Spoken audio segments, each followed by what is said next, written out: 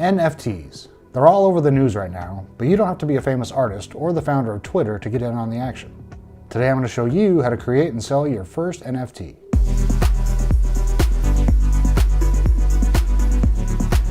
Before we get started, there's a little housekeeping I need to get out of the way. First and foremost, I am not a financial expert of any kind.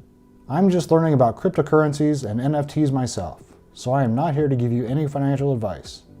In fact, I would recommend you consult a financial advisor before making any investment. Second, I am not going to suggest you should or shouldn't buy any cryptocurrencies like Bitcoin or Ethereum, nor am I endorsing any of the services I'm about to tell you about. Finally, trading cryptocurrencies carries a high level of risk and may not be suitable for all investors. Before deciding to trade cryptocurrency, you should carefully consider your investment objectives, level of experience, and tolerance for risk. The investment of cryptocurrencies like Bitcoin and Ethereum, and assets like NFTs, can lead to loss of money over short or even long periods. Investors should expect prices to have large range fluctuations. The information published in this video cannot guarantee that investors will not lose money. And of course, this wouldn't be YouTube if I didn't ask you to like this video, subscribe to our channel, and sign up for notifications. Now that I've assured you I'm not an expert, let me steer you toward a couple people who know a lot more about this than I do. Daniel Van Boom from CNET has just put out a great video explaining what NFTs actually are. And in the CNET Now What video, Brian Cooley talks to Daniel and they do a great job demystifying the world of NFTs. The links to those videos are in the description, and I'm going to let them do the heavy lifting of explaining what an NFT is. For this discussion, I'm going to assume this is your first time dealing with NFTs, Ethereum, and maybe even cryptocurrencies of any kind. I'm learning as I go along, so let's assume you're just getting started like I am. Also, there are all different kinds of NFTs out there, including tweets, sports highlights, plots of land in video games. You get the idea. We're going to focus on digital art, since that's what seems to be grabbing the most headlines these days. Okay, is that enough preamble for you? Me too. Let's get started. Before you can make an NFT, you have to create a piece of art that you want to sell. And I use the term art here pretty loosely. There seems to be a major emphasis on digital art, either moving or static. And there are a ton of collections of things like old school CryptoPunks, and the spin-offs like Lego Punks and Crypto Corgis. I can't create digital art to save my life. So for the purposes of this demonstration, I'm going to take this slow-mo video I shot and turn it into an animated GIF. Is it art? That's for you to decide, but it's hardly the worst thing I've seen for sale as an NFT.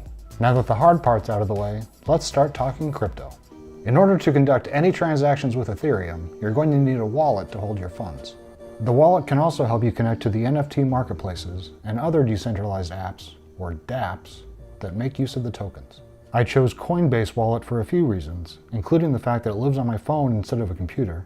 It uses biometric authentication, and it has a built-in browser for exploring various dApps. Coinbase Wallet is available for iOS and Android, so go to your app store and look for this one, the wallet. There's a separate Coinbase app for buying and selling crypto, but we'll get to that in a minute. Download Coinbase Wallet, and when it's installed, choose Create a New Wallet. Feel free to peruse the terms of service and the privacy policy like we always do whenever we sign up for a new app, and tap Accept. Now choose a username. This is your first chance to establish yourself in the crypto world, so pick a good one. Choose whether to make your name public or private. I'll choose private since I don't need any other people in my business. Now you can choose to protect your wallet on your phone with a PIN, or in my case, Face ID. A fingerprint is also an option on some phones. Now's our chance to back up our wallet, and this is very important. Click the box that you understand that if you lose your recovery phrase, you won't be able to access your account, and tap Backup Now. What you see here is the recovery phrase, also known as a seed, that is unique to the wallet you just created. Do not lose this list of words. If you lose it, Coinbase won't be able to help you get it back. The company doesn't have access to that phrase. You can't just ask for a password reset. You can store an encrypted copy of your phrase in the cloud, either iCloud on iOS or Google Drive on Android, or back it up manually by writing it down on a piece of paper or copying the words to a password manager. So first I'll back it up to iCloud, create a password, no peeking. Of course, nothing says you can't do both. Satisfy. Tap Done. After that, my wallet's all set. No coins found. That's kind of sad. Let's fix that. It's time for me to buy some crypto, some Ether to be exact. The terms Ether and Ethereum get used interchangeably, but that's not really accurate. I'll probably mess it up a few times in this video, but don't get mad. According to blockchaincouncil.org, Ethereum is a programmable blockchain-based software platform.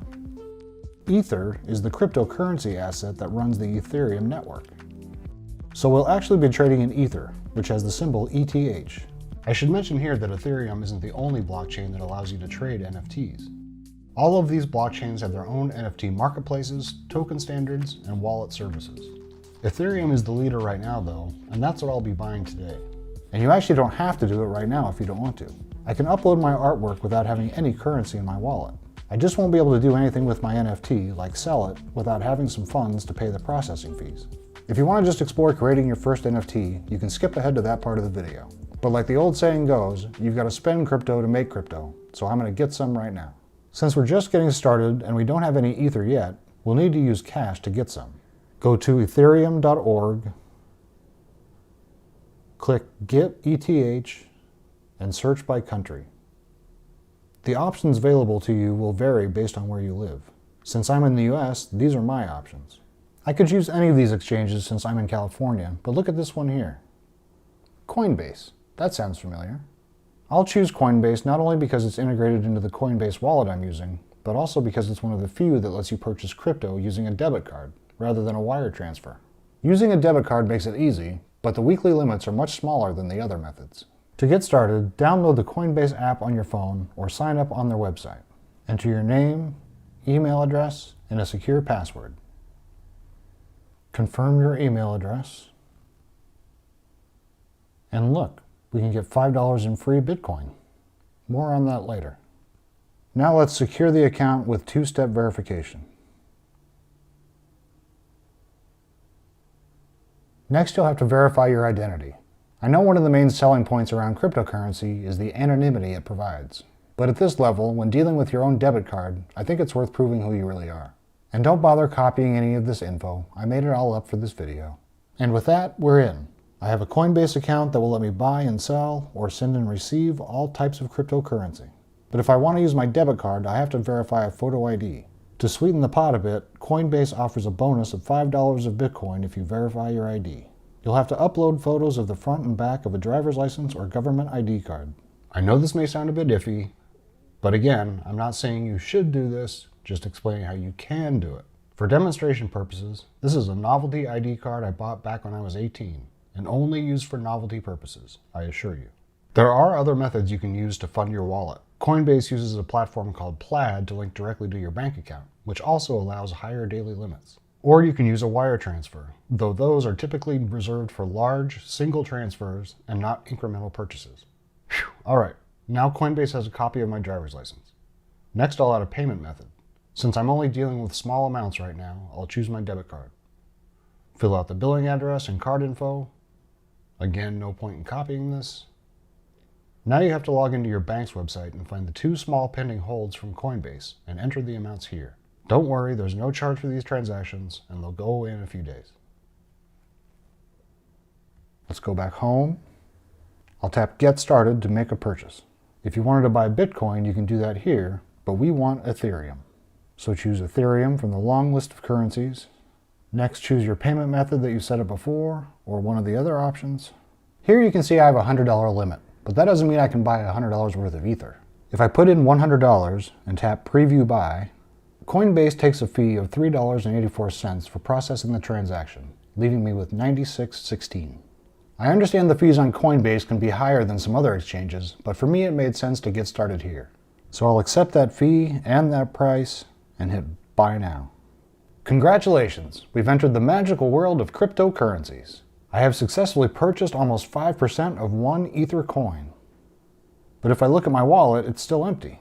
I have to transfer the funds from my Coinbase portfolio into my Coinbase wallet before I can spend them. To do that, tap this button with the 2 arrows and select Send.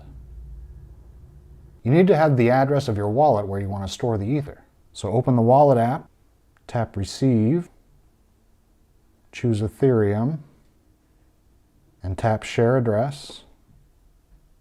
Copy it, then switch back to the Coinbase app. I know this is complicated. On the send page, enter the amount you want to transfer. I'll pick max to send it all. And then paste the address that I copied from the wallet. Tap Preview Send. And now you'll see that the original amount has actually gone down a little bit to $95.33, but that I'm only sending $87.76. Coinbase doesn't take a fee at this point, but there is a network fee since the funds are being exchanged on the blockchain. So I guess I'm okay with that, so I'll hit Send now. You'll get a text with a verification code, so enter that here. And if everything works, you'll get a confirmation message like this. The transaction isn't immediate, so it may be pending for a little while, but soon you'll see the balance in your wallet. Okay, I've got some art, I've got some Ethereum, and I've got a wallet to keep it all in. It's time to share my work with the world. I mentioned decentralized apps, or dApps, earlier. According to Ethereum.org, dApps are a growing movement of applications that use Ethereum to disrupt business models or invent new ones. This includes apps focused on finance, gaming, technology, and the one we're interested in today, arts and collectibles. These are just a few of the platforms people are using to invest in and trade works of art, music, and limited edition collectibles, and to support the artists who create them. OpenSea seems to be more accessible to people getting started, so we're going to start there. You can get to OpenSea from the Coinbase wallet by opening the dApp browser and finding OpenSea, or by going to OpenSea.io in a browser. I encourage you to poke around a bit on the site to get an idea what kind of NFTs are available for sale or on auction. You might be surprised what kind of things you can find here. But we didn't come here to shop. I've got art to sell, so I'm going to click the Create button. The first thing you'll need to do is sign in using your wallet. MetaMask is the default on OpenSea, but there are a number of them you can use. Wallet Link pairs with my Coinbase wallet, so I'll choose that. I'll scan the QR code with my wallet app. And here's my collections page. It's empty for right now, but not for long. Click here to create a new collection. Upload a logo and give your collection a name. You can change these later, as well as come back to add a description. Click Create, and success! My collection's been created. It's time to upload the GIF. We'll click Add Items, and then Add New Item. You should get a prompt to sign for this action in your wallet, like I got here on my phone. Now I'll upload my amazing creation, give it a name. You can add a link to an external page if you want to promote your NFT elsewhere, and here you can enter a description of the piece. I'm not going to worry about these fields for now, and click Create. And there it is. I've got a brand new NFT. Click Visit, and here's how the world will see your NFT as it exists on OpenSea. If this is as far as you want to go, great. You have an NFT that lives on the OpenSea marketplace, giving you proof that the NFT belongs to you. You can click here to get a link, and let anyone you want see what you've made. But this copy, the original, is all yours. I can also go back to my Coinbase wallet and see all the collectibles I currently own, which right now is just one. But if you want to see if anyone will buy your newly minted masterpiece, let's press on and press the Sell button right here.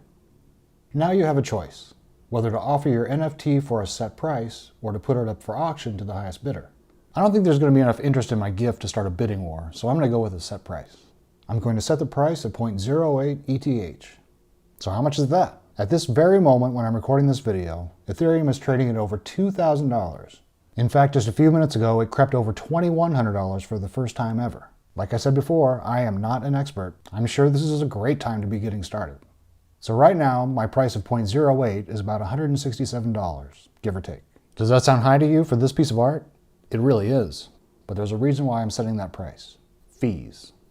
First of all, while OpenSea doesn't take a fee to list or buy items, the platform does take a fee of 2.5% from the price of a successful sale. I guess they have to keep the lights on somehow, but it's not just that. I'll hit the Post Your Listing button, and OpenSea will tell me that I need to initialize my account first by completing a free transaction. Except it's not really free, because there's something called a gas fee, which is the second reason why I set my price so high. But what's a gas fee? EthereumPrice.org explains that gas is used to pay for transactions on the Ethereum blockchain. They also have a handy chart showing trends in gas prices.